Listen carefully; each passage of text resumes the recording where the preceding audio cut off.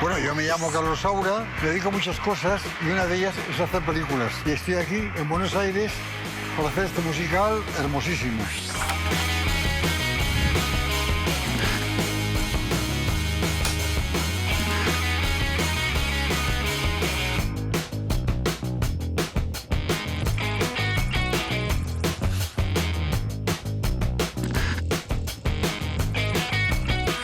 Se llama Sonda, que es ese viento cálido que hay ahí en el norte. Las personas se esconden en las casas de lo cálido que es y lo peligroso que es. Bueno, trata de la música y el baile del noroeste argentino, de esa zona, donde ya estuve hace 2 años haciendo una especie de prospección, ¿verdad?, para escuchar canciones, ver bailes, y de resultado de eso salió la posibilidad de hacer una película. Los productores estaban interesados en hacerla. Yo he hecho 2 tipos de musicales, unos con argumento, como ese tango, por ejemplo, ¿no?, y otros que no tienen argumento, ¿no? En este caso son musicales en estado puro y se articulan a través de la elaboración de diversos números, de diversos artistas, ¿verdad?, que a lo largo de una especie de arco donde tiene mucha importancia la escenografía y la luz, como habrás visto ahora, ¿no? Es fundamental, ¿no?, para crear una especie de musical que tiene algo de documental, pero algo de otra cosa que no sé qué es, ¿no? O sea que hay un cierto regusto, digamos, por la estética también y un respeto máximo por los artistas.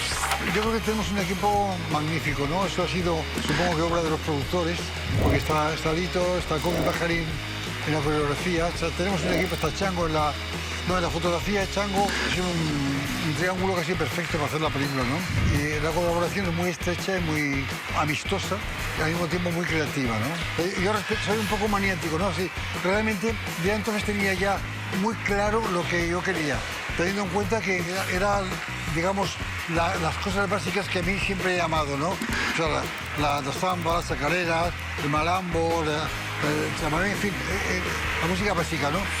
Hay 2 homenajes, una a Atahualpa Yupanqui y otra a Mercedes Sosa, ¿no? Me hubiera gustado mucho que estuvieran, pero van a estar, por lo menos, en cuerpo y alma van a estar aquí.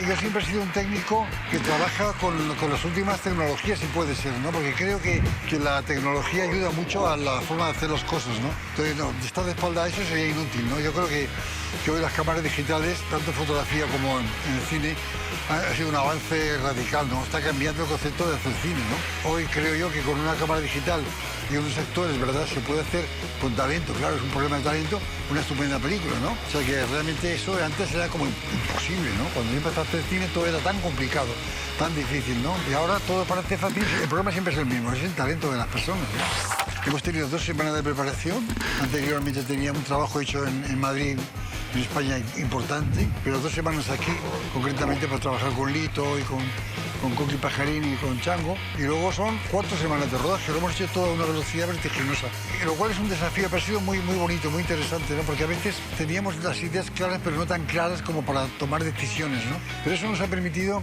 esa idea que tengo yo siempre del cine, ¿no? Que el cine es una aventura donde nunca sabes realmente lo que va a salir hasta que no lo ves, ¿no? Pero naturalmente con la sabiduría de la gente que nos rodea, ¿eh? O sea que tampoco es que sea toda improvisación, ¿eh? Yo he trabajado mucho sobre el tango, milongas, etcétera, ¿no? Luego pasecitos criollos. Y esta parte de Argentina del noroeste es muy enriquecedora porque el ritmo de la zamba, las chacareras, los malambos, son ritmos únicos, fantásticos, ¿no? Estamos trabajando sobre eso, sobre todo, ¿no? En un intento que no sé si lo conseguiremos de dar un pasito adelante sobre lo que es el puro folclore. Yo creo que lo interesante ahora de ustedes sería poder renovar eso, o sea, poder, basados en el folclore, como es el flamenco, ir avanzando. Y ya no llamarlo folclore, llamarlo pues, la zamba, la chacarera, como sea. Yo intentaría avanzar sobre eso, incluso bailarlo de otra manera, ¿no? O sea, cambiar un poco ya las cosas y ver hacia el futuro, ¿no? Avanzar. Yo hago mi trabajo porque me gusta mucho, ¿verdad? Escribo el guión, dirijo la película y la verdad es que a mí me gustaría desaparecer totalmente, ¿no? Hacer el montaje y que no me llamaran para nada más.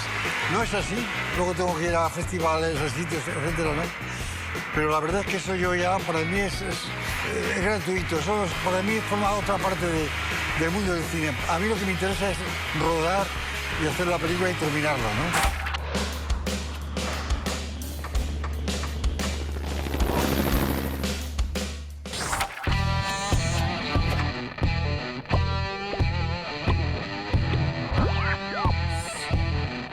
Mi nombre es José Celestino Campuzano, soy el director de Fantasmas de la Ruta. una película sobre, bueno, que abarca justamente el tema de la trata de personas con fines de explotación sexual en la Argentina.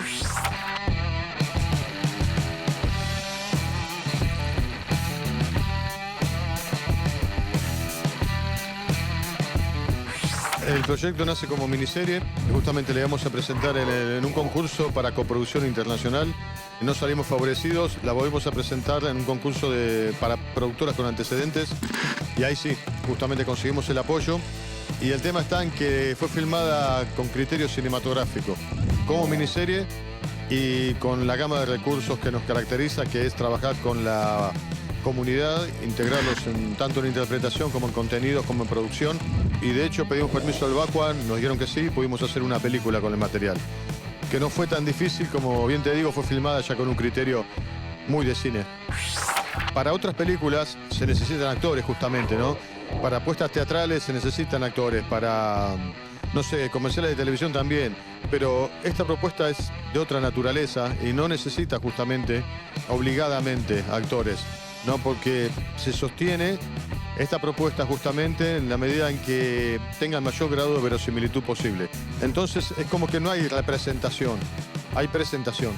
Es otra instancia, entonces yo creo que justamente hay que evaluarla desde ese lugar, desde que esos lugares en los cuales se filmó están cargados con una energía muy particular, desde que esas personas conocen perfectamente cuáles son los códigos de convivencia que abundan en el área, ¿no? Y que las réplicas no son transportadas, sino que son réplicas que abundan en el lugar.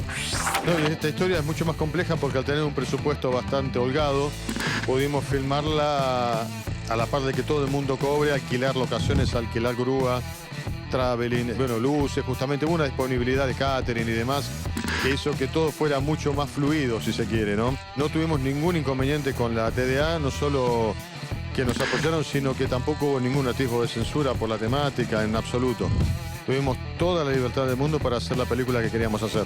Más fluido en el sentido de que todo aquello que sea necesario coaptar, digamos, ¿no? Y que a veces te ves limitado por el tema del dinero, aquí básicamente era pedirlo a producción y ya lo tenías. Mira, en realidad yo la película la pude ver como me suele pasar recién en sala, porque la terminamos, nos viene pasando muy seguido eso y hay que evitarlo, ¿no? Mira, en realidad yo el primer guión que llevé al Inca fue en el año 78, tenía 14 años. Y a los 5 o 6 años después estaba estudiando en Avellaneda. En realidad estuve desde los 27 hasta los 35 alejado por una cuestión de supervivencia. Tenía que trabajar y me dediqué al comercio, siempre en función de poder filmar. Y ya en esa época, bueno, a los 35 años, 36, me empecé a dedicar paulatinamente y cada vez más al cine. Pero en realidad es como que no recuerdo un solo día de mi vida en que no haya estado reflexionando sobre posibilidades de composición, sobre progresiones de plano, sobre películas que haya visto y me hayan impactado, o sobre posibles relatos que pueda establecer. En realidad es una obsesión muy, muy grande.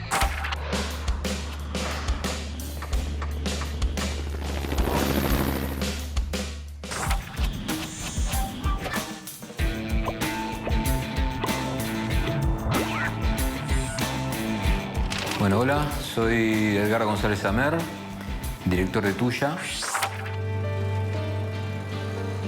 Por más que nos pese, a todas las mujeres en algún momento nos meten los cuernos.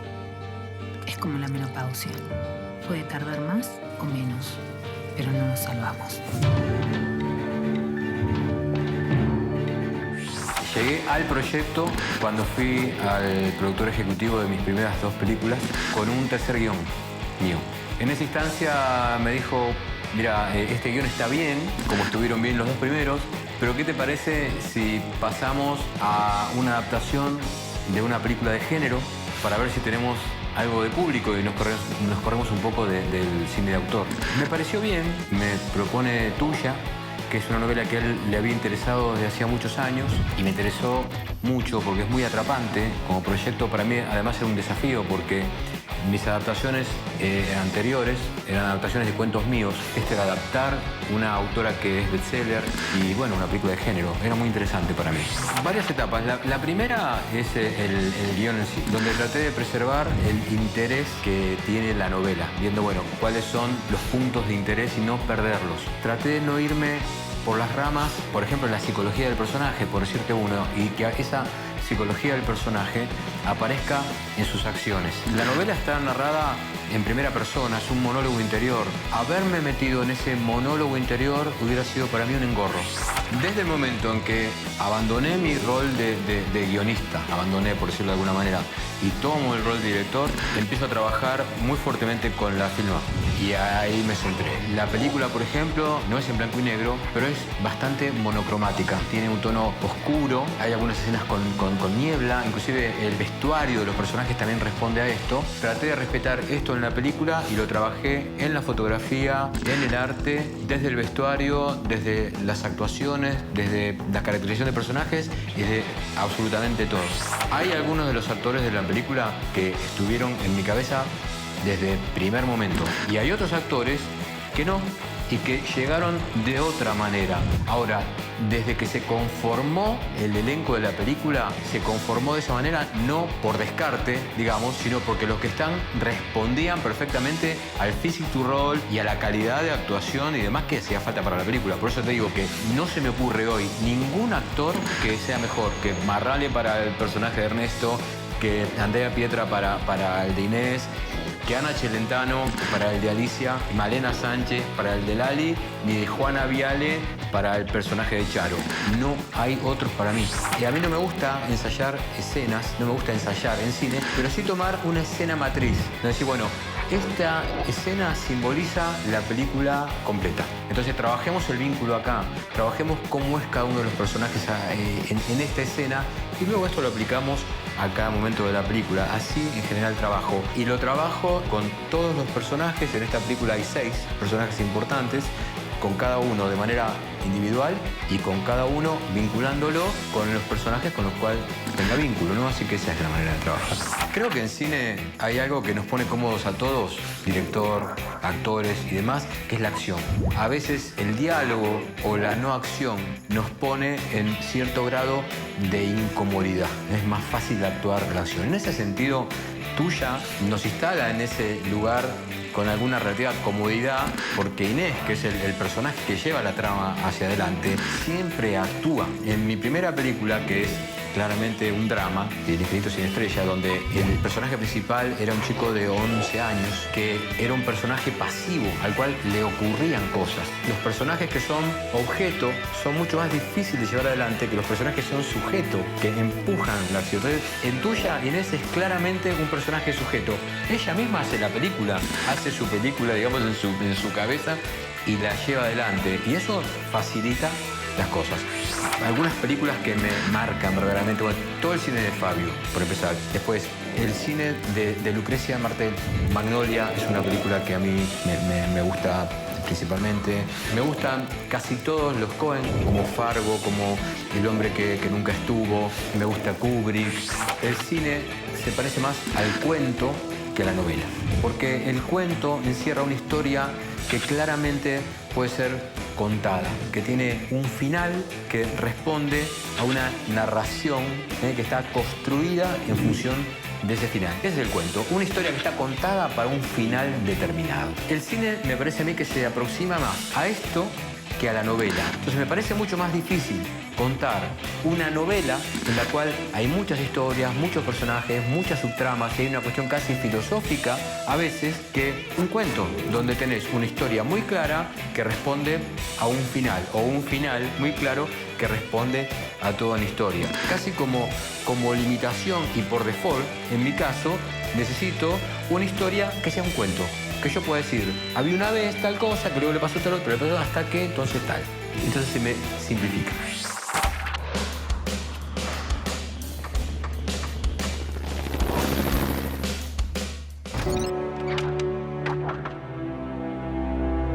Soy Carmen Guarini, directora de Calles de la Memoria. La historia tiene en realidad dos vertientes. Por un lado, el hecho de ver las baldosas cada vez más presentes en la ciudad de Buenos Aires comenzó a llamar mi atención. Y luego la historia del film, que en realidad es la historia de un taller de cine donde los alumnos van a filmar el tema de las baldosas, surgió precisamente porque yo fui convocada para dar un taller de cine de 2 meses y les propuse a esos alumnos trabajar el tema de las baldosas. Precisamente el tema de la memoria es una cosa que es recurrente en mis películas. Creo que desde la primera película que filmé, Hospital Borda, Un llamado a la razón, apareció el tema de los desaparecidos, el tema del terrorismo de Estado en Argentina. Poco a poco fui acercándome a ciertas temáticas, como la historia de Jaime de Nevares, que fue un ferviente defensor de los derechos humanos. Y bueno, así fueron como apareciendo temas. Después yo me interesé por filmar hijos. La asociación me acerqué a ellos y les propuse hacer una película. Lo que ocurrió en nuestro país es un tema que nos atraviesa a todos. Y bueno, a mí me interesa explorarlo a través de la imagen. Entonces surgen estas distintas historias o distintos temas que me permiten, digamos, trabajar desde lo cinematográfico la manera en que podemos hablar de la memoria, dónde podemos verla, cómo aparece, cómo surge, explorar esos caminos desde la puesta en escena también de lo real y de sus protagonistas. Yo creo que el documental sí es un género masivo. De hecho, en muchos países en la televisión se pasan cientos y cientos de horas mensualmente que son registros documentales de muy variado tipo. Digamos que la palabra documental abarca un amplio registro y después está lo que se llama el documental como documental de autor, que se vincula más a un cine de ensayo, a un cine que tiene un registro más ficcional, digamos así, en donde los documentalistas recurrimos a ciertas historias, como en el caso de mi película Calles, yo recurro al artificio, digamos así, de trabajar a partir de la historia de unos alumnos que van a hacer un taller, elementos que vienen de lo real. En general, la ficción de autor no es un género masivo, no es un producto masivo. Todo empezó en el 2008, cuando yo di este taller, donde les propuse a los alumnos explorar esta temática, les di una cierta cantidad de informaciones, debatíamos ciertas películas que yo les llevaba en torno al tema de memoria, trabajamos algunos aspectos más teóricos del tema de memoria, y ellos, a partir de su experiencia, era un taller acelerado, digamos, de 2 meses, con alumnos extranjeros, en su mayoría, fue como el puntapié inicial de esta experiencia, ¿no? Ellos terminaron 2 cortometrajes y luego yo continué con los registros porque la idea justamente era hacer un cruce entre su mirada y la mía. Desde que yo me inicié a hoy, la transformación de la producción documental en la Argentina en particular, en el mundo en general, pero en la Argentina en particular, ha sufrido un aumento cuantitativo y cualitativo increíble, por suerte. Y esto a mí me parece que es un crecimiento importante porque no hace solamente a la producción del documental, hace a la producción de la cinematografía en nuestro país en general. E inclusive lo interesante es que hoy hay muchos directores que solo se dedicaban a la ficción que están cruzando la línea y trabajando también en documental. Así que no, creo que el cambio ha sido enorme, yo lo he podido vivir, he sido, creo, en parte un actor muy activo en esa transformación también, porque desde los inicios yo trabajé junto a Marcelo Céspedes, desde Cine Ojo, en pos de trabajar siempre la manera de reglamentar esta actividad. Cuando nosotros comenzamos en los años 80, nadie entendía muy bien qué era este cine, éramos muy pocas personas las que nos dedicábamos al documental y poco a poco fuimos consiguiendo que existiera una regulación, que existiera el subsidio al cine documental, que hubiera reglas como las hay para la ficción y esto ha redundado realmente en un crecimiento muy importante de la producción nacional. En general las experiencias en los festivales fueron buenas porque la gente comprendió perfectamente bien la película y en otros países, sobre todo en Alemania y en países que han vivido guerras, hay experiencias que son parecidas, pero que tienen que ver más con placas recordatorias, ¿no? Aquí es una experiencia que se vincula más a un hecho colectivo, es decir, las baldosas las fabrican los mismos amigos o familiares o militantes que han conocido a estos militantes desaparecidos. Es un trabajo más artesanal donde lo que se intenta es recuperar la historia de cada desaparecido, ¿no? Entonces, en ese sentido, cada baldosa tiene su propia historia Y entonces es bien distinto a simplemente poner una placa en una pared. Y además el hecho que se pongan en el piso y la gente, las veredas, para que la gente las pise, tiene que ver con esto, con una necesidad que eso se integre a la vida cotidiana, al espacio urbano de otro modo, ¿no? De un modo más inconsciente incluso.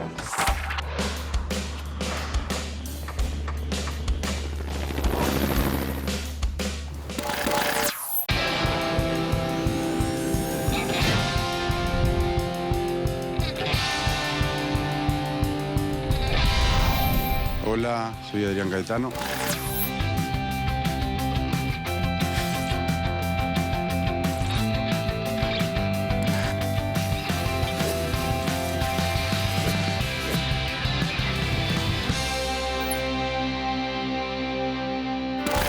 Di una charla acá en la DAC. Lo que abordé fue las visiones muy dispares que yo tuve en los inicios, desde una visión muy técnica al principio para con el cine, después todo el tránsito inverso, que por ejemplo me lleva hoy a un abordaje diametralmente opuesto a esa postura más técnica desde la cual yo abordaba el cine en un inicio.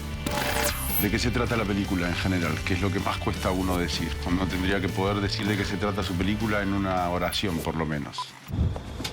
Es grande, che. ¿Cuándo te largaron? Hoy. Y te viniste para acá. Claro, ¿qué carajo ibas a hacer, no? ¿A dónde ibas a ir? Y claro, ¿qué edad vio tu hermano? Bien, se fue a Uruguay. Mirá vos. Te va a ir bien, ¿eh? Porque no es ningún boludo. Te va a ir bien.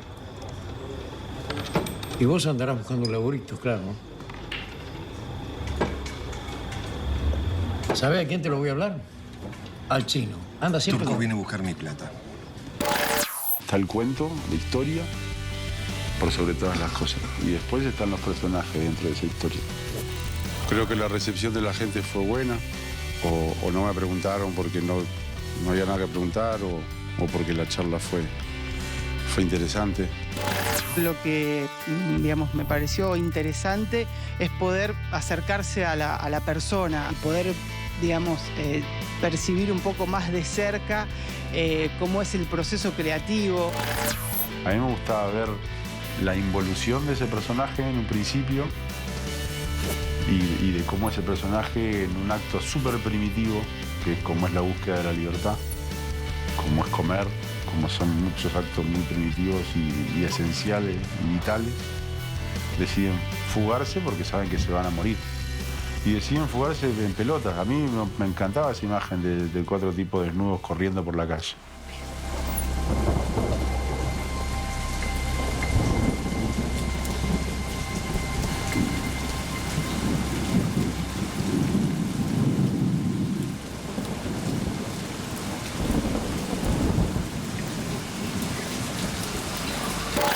Me parece que está bien que la DAC haga este tipo de propuestas abiertas, más bien, sobre todo de parte de los directores. Es una oportunidad que nos permite acercarnos con personas que tal vez no estamos acostumbradas a trabajar, con personas con mucha experiencia. Que se presten, digamos, los directores a venir a brindar su tiempo, a dar la charla, a hablar, a traer el material, a hablar de las películas. Me parece que eso está muy bueno, es excelente. Yo empecé a pensar el cine desde otro lugar, no desde un lugar... Después sí tuve como un amorío que hoy me dura y que empezó a funcionar, que es que me enamoré del trabajo que yo estaba haciendo y empecé a hacer películas ya no desde un lugar con una regla o una métrica que preponderaba, sino desde un lugar como mucho más honesto para mí. Empecé a contar cosas que me interesaban.